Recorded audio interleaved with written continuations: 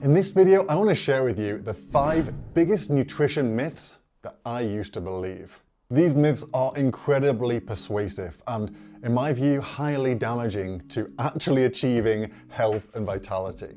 It seems like health and nutrition is such a minefield. There's so much contradictory information out there that it's hard to know what to believe. But I hope that me sharing these myths that I used to believe with you will help you to go on your own journey to health. Let's dive in, friend.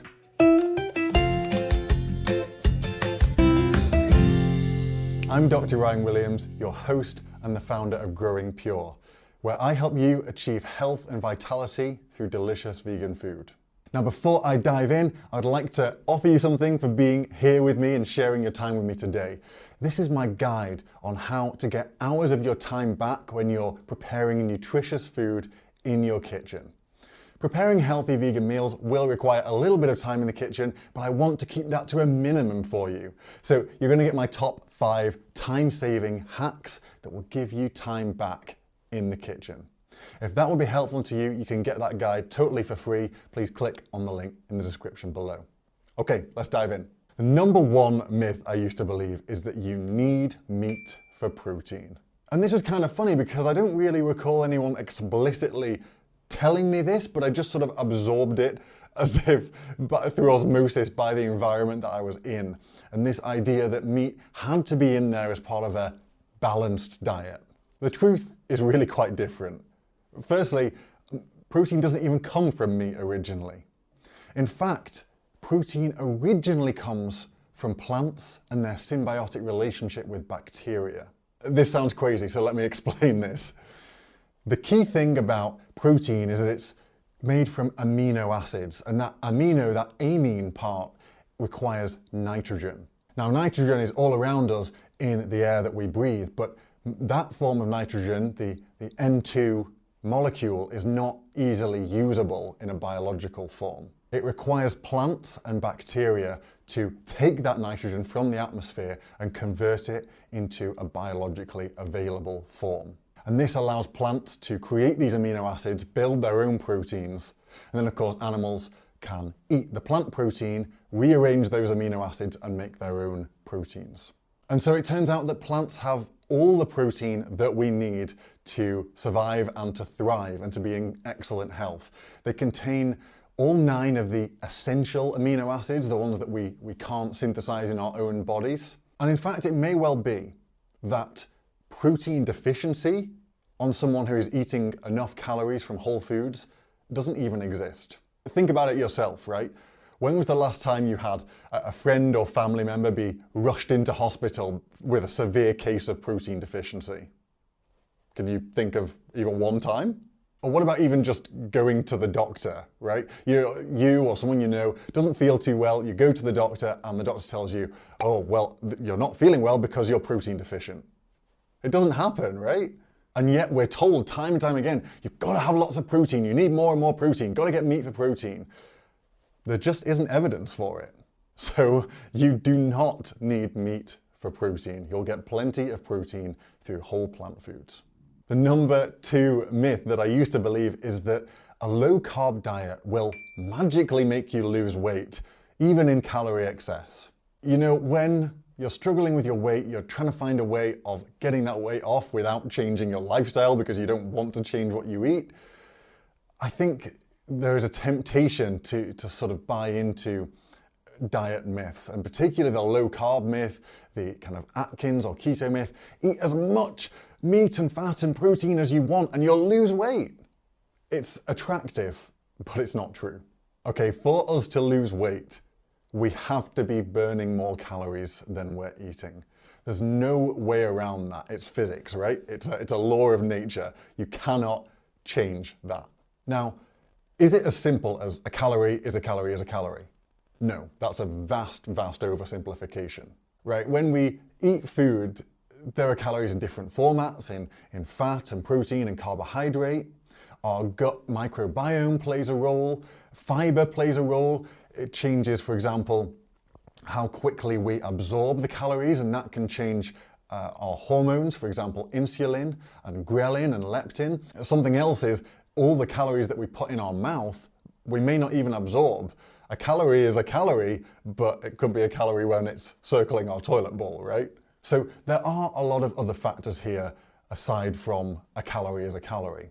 But still, we cannot get away from the fundamental truth that energy must be conserved.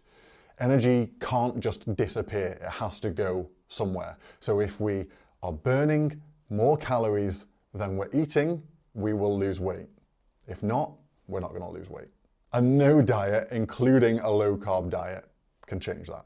The number 3 myth I used to believe, it requires some nuance, but it's that everything is okay in moderation. Now this is a tricky one, but let's start with what does okay even mean and what is moderation? Because what I tend to find is that, and certainly what I did, but what other people often do, is use the word moderation as an excuse to just eat as much as they want of unhealthy foods. And we're not tempted to do this with many other things. We don't say that, being exposed to plutonium is okay in moderation, or breathing tobacco smoke is healthy in moderation, right? Obviously, these are dose response kind of things, right? So the more we have of these stimuli, the more unhealthy and the higher the risk.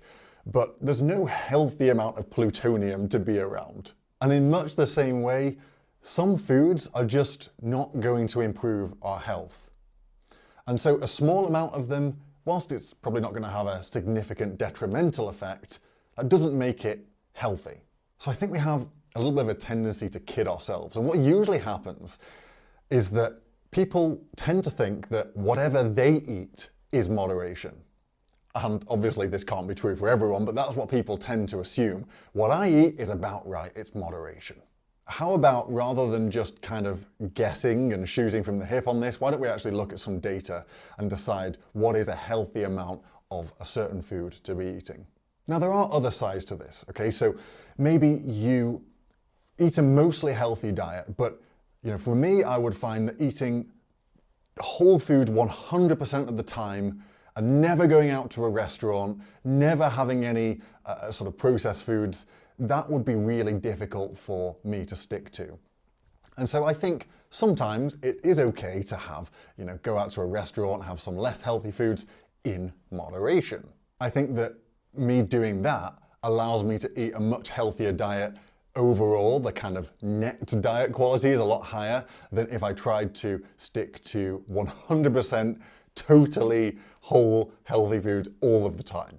The other side of that, though, is that there are some foods that I will avoid completely because I know that I have kind of addictive tendencies with them. For example, candy, right? If I open a bag of candy and start eating it, I'm just going to keep going until the bag's empty. This I know is not good and it doesn't make me feel very good. So I tend to find that moderation in that respect is a lot harder than just not having any at all. And I would much rather have that feeling of being happy in my own skin and happy with myself and just not have those foods. So I think this concept of moderation requires some nuance, and I think it's quite individualistic. It depends, for you, what foods can you have in moderation and be happy and generally healthy with, and what foods are something that you really should avoid and just not try and have in moderation. So I think we need to kind of approach this in a more considered way, right? And so a blanket statement like everything is okay in moderation, I think is too broad and is not really helpful when we're trying to eat a healthy, nutritious diet. All right, the number 4 nutrition myth that I used to believe is that you will become nutrient deficient if you're not eating meat and eggs and dairy and fish.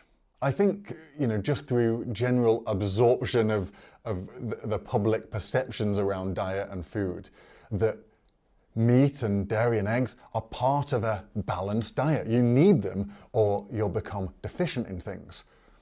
But when we look at it, what are the actual nutrients that we're supposedly going to become deficient in? What are the most nutrient-rich foods? Well, time and time again, we see that plant foods, fruits, vegetables, whole grains, legumes, nuts and seeds, these are the most nutrient-rich foods. Now, I'm not saying that animal products don't have any nutrients to them. Of course, they do have some, but they also have significant downsides associated with them. So you've kind of got to ask the question, what is the best source of getting my nutrients? And so it turns out that a whole food, plant-based vegan diet is going to give you far more nutrients generally than a meat-heavy diet is going to. Of course, I think there is a good argument for judicious use of supplements, but that's really independent of diet. I think any diet, given the world we live in, you probably would consider some supplements. I would say vitamin B12 and vitamin D are really the only ones that you would need. So please don't believe the myths and misinformation like I did that you'll become nutrient deficient if you go vegan. Most likely the opposite is true. You're going to become more nutrient sufficient on a vegan diet. Okay, the fifth and final nutrition myth that I used to believe is that some people can eat whatever they want and stay skinny. This was such a mental block for me. I was like, how is it fair that he or she gets to eat whatever junk food they want all the time and stay so skinny? It doesn't make sense. It's not fair. Well, the truth is that they can't eat whatever they want and stay skinny.